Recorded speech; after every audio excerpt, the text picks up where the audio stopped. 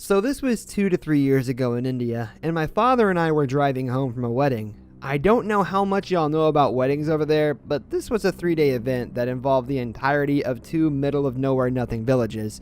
It was a huge deal, and we were the only white people the majority of these folks had ever seen, so beyond the bride and groom themselves, we were the best guests. This meant near constant attention, no relaxation or any time to ourselves, and sleep came in the form of a concrete slab of a bed with a thin blanket over it, nestled snugly in between apparently every drunk uncle the village could hold, all passionately arguing for hours about something in Hindi. I think it was maybe the music, which also constantly blared from concert-sized speakers through the whole village. It was safe to say by the time we left the wedding, we were already extremely sleep-deprived and out of it. This isn't even the fun part, though. Through an odd chain of events that isn't totally related to this story, while driving home on the single-lane road that had traffic in both directions, dodging donkey carts, groups of scooters, and other drivers at about 120 kph, 72 miles per hour for us freedom uniters out there, we get in a head-on collision. I remember realizing what was going to happen a few seconds before it did, closing my eyes, loosening my body, making sure my tongue would be okay, and then BAM! The world turned upside down, and then again, and again, and one more time. Our car flipped 4 times, landing upside down in an overgrown field near the spot of the accident. The other car was mostly gone, and what was left of it was still on the road. Glass was everywhere. My dad was unconscious, my lehenga was ripped to shreds, and there were suddenly voices all around me. I remember being extremely confused and dazed, and I heard. Why did I hurt? Dozens of people had apparently stopped to flip the car back over to help the American tourists out. A few people pulled me out through the left-hand broken window and immediately went back in to help my father on the driver's side. I, extremely confused, exhausted, and scared, most likely concussed, I later found out definitely concussed, wandered over to the road in the other demolished car. I could hear a siren in the distance. An ambulance? Cops? I didn't pay attention. Where were my shoes? Suddenly, a man had his arms around my shoulders and was ushering me to an unknown white car a small distance from the wreck. "I will take you to the hospital," he said. I asked where my father was and a few other questions. He mostly ignored me. "He is fine. Come on." He pushed me forward, and in a daze, I followed, asking about my things, my shoes, my dad. All I had was my phone, which was still in a death grip in my hand. He ignored me. "Do not worry. Hurry. Get in the car." I did as I was told, though I remember asking a few more times about my shoes. I was barefoot and limping. I remember being focused on my right foot, how it wouldn't work, basically ignoring the guy guiding me away from the accident and the rest of the people. Why did it hurt so much, and where was my bag? The man urged me forward some more, making promises that my things were fine. He had them already. Just get in the car. I was barely paying attention, slowly following. Where was my dad? At that point, I guess the man decided I wasn't moving fast enough. He wrenched my phone from my hand, maneuvered me into the back seat, and slammed the door behind me. He was walking around to the driver's side when an ambulance pulled up. I struggled with the door, saying I'll get into the ambulance instead, that my dad must be there, and where were my things? "No!" He slammed the door again, locking it this time. "Be quiet."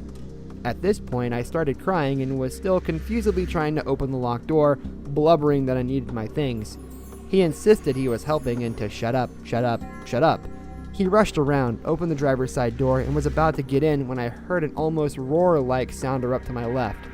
Suddenly, my father was there, bleeding, limping, ignoring the chaos all around us, and angrier than I've ever seen him. "Get my fucking daughter out of your fucking car!"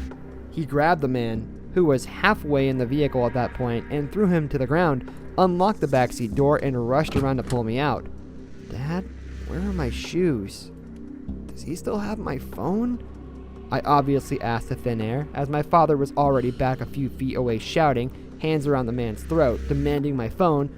With a terrified look, the man pulled it out of his pocket and threw it several feet away, causing my dad to drop him on the pavement in one swift motion and bound after the device. At that point, the man hurriedly climbed into his car and sped away while I made my way to the back of the waiting ambulance. Still not really processing what just happened. My dad materialized on the bench next to me a few seconds later, my cracked phone in hand, and enveloped me in a huge hug while saying how scared he was. The paramedics moving all around us, securing everything and preparing for the drive to the hospital. Everything after that is a story for another time, but to the random Indian man who most likely tried to abduct me from the accident, let's not meet again. It happened during summer vacation when I was 11. Me and my parents always go to South India for at least 1 month to see the family. During the whole month of June, there is what we call in our little village the Mango Festival. It's a religious festival where divinities' statues are exhibited in parades.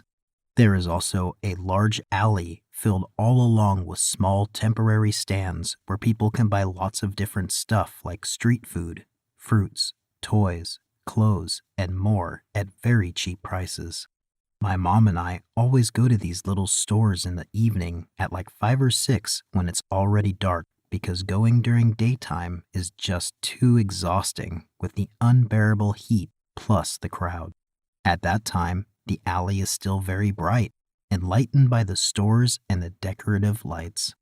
That day, my mom decided to stop at a shoe flip-flop stand to buy me some pairs.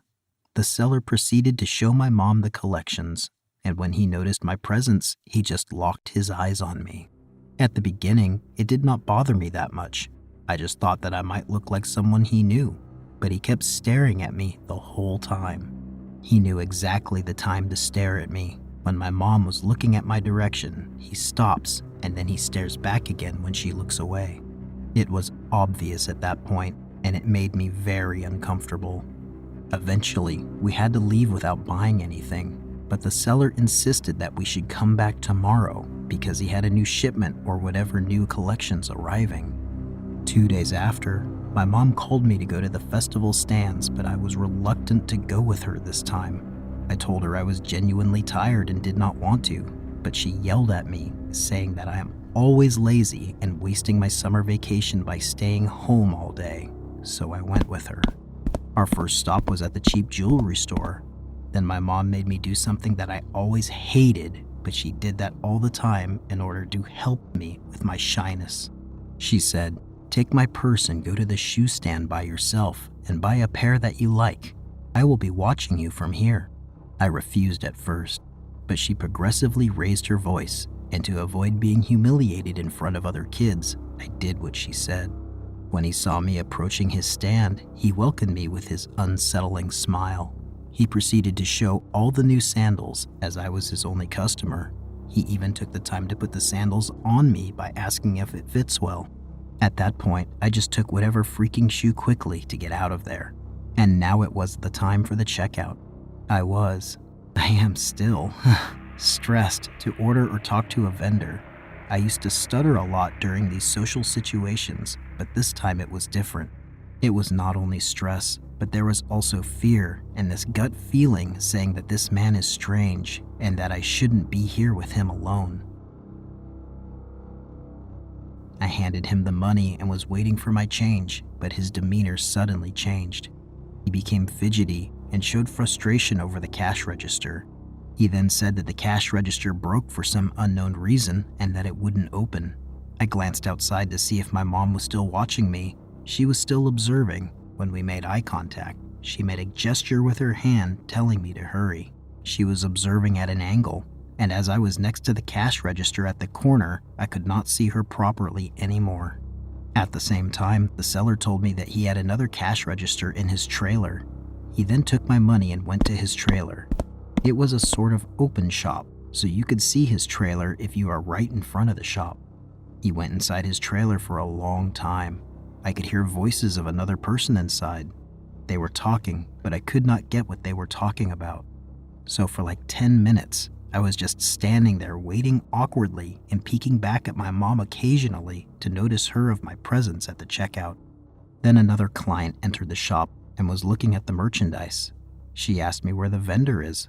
I told her he was in the trailer. At the sound of our conversation, the vendor peeked from the trailer window and said to the woman, "We don't take any more clients, ma'am. We are closing soon."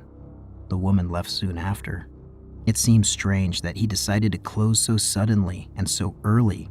It was only 6 p.m., and usually the shops close late at 8 or even 9. I couldn't leave. I was still waiting to get my change back when the vendor peeked from his trailer's window and said that he finally managed to get my change. Then he made a sign with his hand as if to say, "Get inside." I was unsure about what he wanted, so I said nothing and waited where I was awkwardly. After a short moment, he peeked back and said, "You can come now." I was confused. Why couldn't he just come outside and give my change back? And why the hell did he take so much time? I didn't say anything. Instead, I peeked back outside to see my mom. When she saw my concerned face, she finally decided to come and help me. I said to the seller, "Actually, I'm waiting for my mom."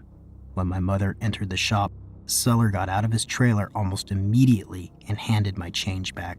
He was not frustrated anymore, but smiling and very talkative. He even asked my mom if we were from here, to what she responded that we were from France and we were spending the summer vacation in our hometown. My mom and I went to other shops, but I could still see other clients coming to the shoe shop even though he said he was going to close soon.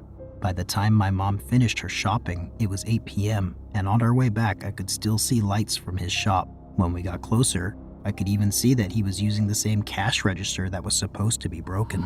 At that age, I didn't realize how creepy this whole thing was. It just seemed odd and awkward. Years later, I finally realized that his gaze, his behavior, and his touches were all so wrong. And that night, I bet his intentions were even worse. Luckily, that night was the last time I ever saw him. During the festival of the following year, I couldn't find his stand anymore. The slot was occupied by a street food stand.